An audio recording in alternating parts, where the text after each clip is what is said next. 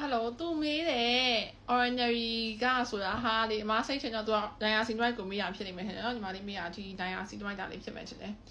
ဒါဟုတ်တယ် तू ကလေအစီပြန်တာရဲ့ဝက်ချန်အမဲဆက်ကဲပြီးတော့ကြတော့ဟောလေစားဝက်ချန်ချွေးပေါက်ကျဲအဲ့ဒါအတွက်ကောင်းတာပါအဲ့ဒါအတွက်သုံးလို့ရတယ်ဝက်ချန်တွေပေါက်နေရင်လည်း तू ကအများကြီးပေါက်ပြီးတော့အကုန်လုံးပျောက်သွားလိမ့်မယ်ပထမတော့ကန်ထွက်တယ်နည်းနည်းအများကြီးထွက်လာလိမ့်မယ်ပြီးသွားလို့ရှိရင်အကုန်လုံး6အကုန်လုံးပျောက်သွားအောင်အမကတော့ပေါက်လဲဆက်လင်းလိုက်တယ်ရေတန်းဖြစ်ရဒီမှာလေအဝါရောင်ရေလေး hyaluronic acid အဲ့ orange ရပဲအဲ့ဟာလေးထွက်တယ်လေအဲ့ဟာနဲ့တွဲတော့အမကဘယ်လိုသုံးလဲဆိုတော့ကြတော့အခုဆိုအမမျက်နှာမှာဒီမှာလေအဖူတွေတွေ့လားတောက်လျှောက်ကိုပဲမှာဒီမှာတဖူတောက်ဆိုအစ်စ်ဒါကအဟောင်းပေါ့အဲ့လိုပေါက်တာကွာပေါက်တော့ကြတော့ဝက်ချန်ပေါက်တဲ့လူကပေါက်မှာပဲအဲ့ပေါက်သွားတဲ့ဟာပြောက်ဖို့ပဲလူကတိလားပေါက်တဲ့ဟာမပြောက်ရင်ဒါပြဿနာလေပေါက်တာဘယ်တော့မှမကြောက်၄၅ရက်ဆိုပြီးသွားပြီပြီးအဲ့အမဲဆက်ကြီးပြောက်သွားဖို့လူလားဆိုတော့အမက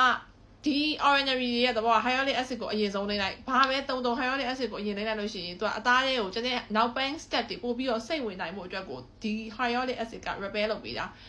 तू ကအရင်ဆုံး pH level ကိုညှိလိုက်တယ်ခြေတက်ကိုဖြည့်လိုက်တယ်နောက်ကလိမ့်သမျှရဲ့အာနိသင်တွေအပြည့်အဝရအောင် hyaluronic acid ကလုပ်ပေးရဖြစ်တဲ့ကြောင့်မလို့ဒီအဝါရည်လေးဒီမျိုးအဝါရည်လေးအဲ့ hyaluronic acid ကိုအရင်လိမ့်ရတယ်အဲ့ဒါကိုပြီးသွားရောမှနိုင်ရစီညီမလေးရင်ဝက်ချန်အမဲဆက်တွေတက်တာမယ်အစီပြန်တာတက်တာမယ်ချွေးပေါက်တွေကျင်းမယ်အစားဝက်ချန်တွေအစီဝေးတက်တာမယ်ပြီးရင်ဘာရှိသေးလဲalpha arbutin လိမ့်လို့ရှိရင်ကြတော့ alpha arbutin ကတင်းတဲ့အမဲကွက်တွေတက်တာမယ်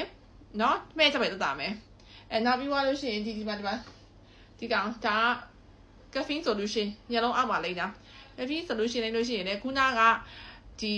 hyaluronic acid လေးခံထားရကြမလို့ဒီမျက်လုံးအောက်မှာသူကရေတက်ကပြည့်ပြီးသားအဲ့အောင်မှဒါလေးပြန်နေတော့မျက်အိတ်ဖောင်းတာတွေမျက်လုံးမျက်တွင်းကျပြီးမဲနေတဲ့ဟာတွေအဲ့မျက်အိတ်ဖောင်းပြီးအစီလေးညားမျက်စိလိုမျိုးအစီလေးဖြစ်နေတဲ့ဟာတွေတက်တာသွားမယ်ဆိုတော့ hyaluronic acid ကိုခံပြီးသုံးလို့ရှိရင်နောက်ကကိုသုံးတဲ့ serum တွေအကုန်လုံးရဲ့အာနိသင်တွေကအပြည့်အဝမျက်နှာကိုရောက်တယ်အဲ့အမရှိပါဆိုရင်ပမာကြီးပါရော hyaluronic acid ကတိတ်မရောင်းပါဘူးဘာလို့လဲမသိဘူးထိုင်းမှာဆိုတအားရောင်းရတယ်မင်းဟိုတနေ့ကရောက်တဲ့ဟာတွေဆိုအကုန်တခုမှမရှိတော့အကုန်လုံးကုန်သွားပြီ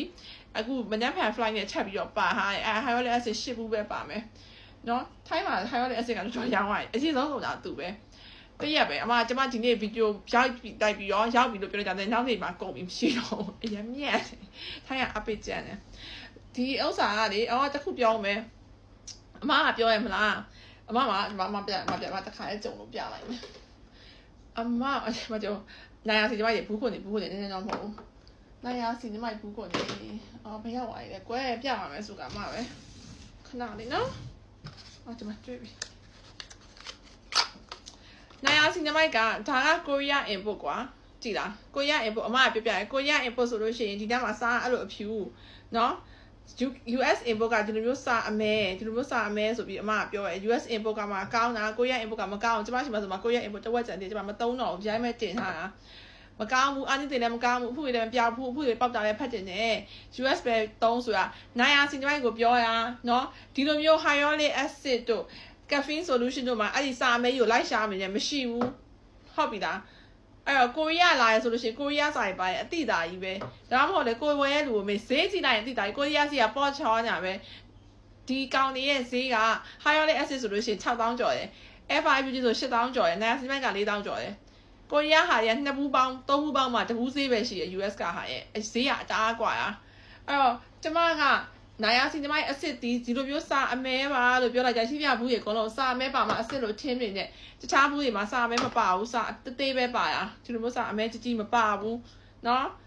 နေညံဒါထစ်ဒါပြောရင်ဒါပဲမှတ်ပြီးဒါပဲအကုန်လုံးလိုက်ရှာနေကြလို့ကျမလည်းရှင်းမပြရကြဘူးဟုတ်ပြီလား hyaluronic acid ဆိုတာ US ပဲဒါပေမဲ့ဒီစာအသေးပဲပါတွေ့လားဒီလိုမျိုးစာမဲကြီးမပါဘူးတွေ့လားနော် hyaluronic acid ကဘာမှမဖြစ်သုံးပါတခြားဘာserum နဲ့ပဲသုံး hyaluronic acid ကိုခံသုံးဒါက moisture လားမဟုတ်ဘူး तू ကအောက်ကအသားကို repair လုပ်ပေးထားတာနော်အပေါ် moisturizer ချက်နေရအောင်ပါပဲမပြီးဘူးတခါနဲ့မပြီးဘူး moisturizer ဆန်းခွေထပ်လာအောင်ပါပဲဒီကောင်ကအဲ့ဟာလေးအာနိသင်ပိုကောင်း hyaluronic acid ကိုအခန့်ပေါ့